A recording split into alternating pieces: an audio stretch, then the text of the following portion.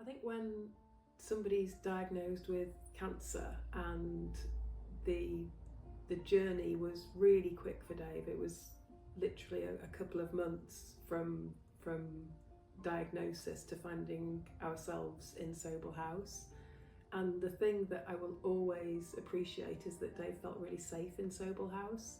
He felt that he had somebody to ask questions, he was being looked after, he was being protected, he was pain-free, and he felt calm. And that just made such a difference to him and also to his whole family. My uncle was a really, really close part of my life, and I would talk to him when Dave was unwell and when he was in Sobell House. And after he died, we had some really long chats about how much Sobell House had helped Dave, how supported I felt with the help that I was able to get there. And my uncle decided to give a living legacy to Sobell House. And it was his way of thanking them for the support that Dave had. And he was absolutely thrilled to do it, to know that he'd made a real difference while he was alive and could see the benefit of that gift. My uncle moved into a nursing home, and it was only a month or so later that we realised that he actually had cancer himself. The community nurses from Sobell House were absolutely incredible.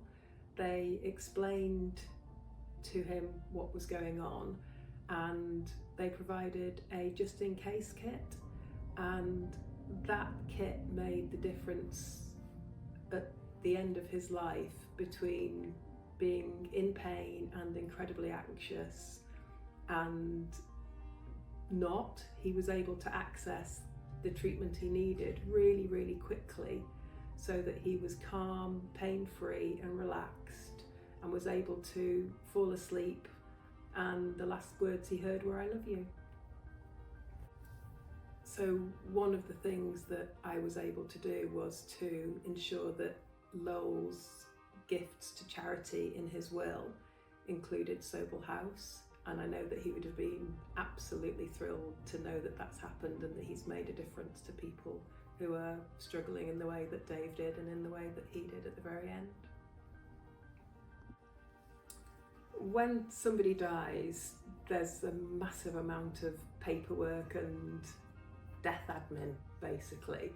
And one of the most important things is having a will and making sure that that's in place.